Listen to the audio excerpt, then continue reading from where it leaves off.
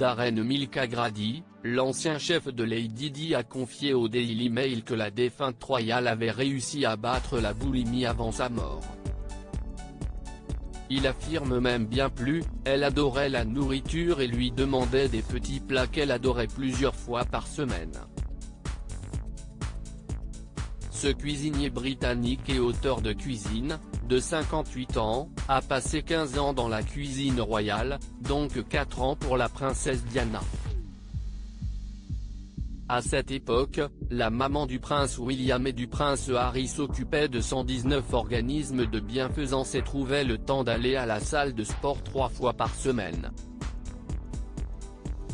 C'est à ce moment-là que Darren Milka Grady se souvient de cette phrase qu'il a marquée venant de la part de la princesse: « Darren, tu t'occupes de tout le gras, et je m'occupe des glucides au gymnase ».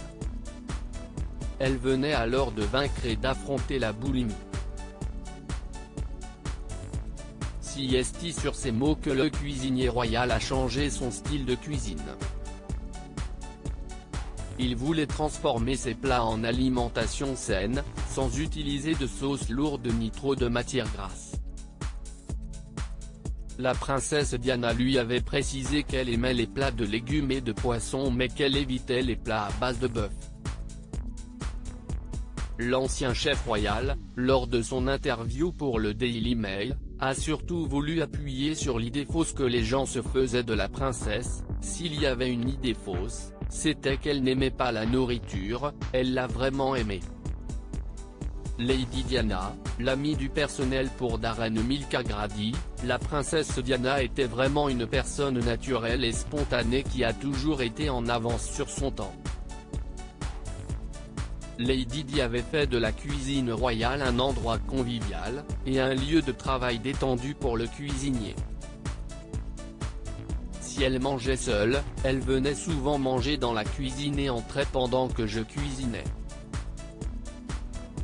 C'était tellement détendu quand elle était dans la cuisine, qu'une fois, elle m'a même fait un café. Darren Milka Grady a raccroché son tablier royal en 1997, juste après la mort de la princesse Diana. Aujourd'hui, le chef continue de dire que son séjour au palais de Kensington et au château de Windsor occupe une place importante dans sa mémoire et on veut bien le croire.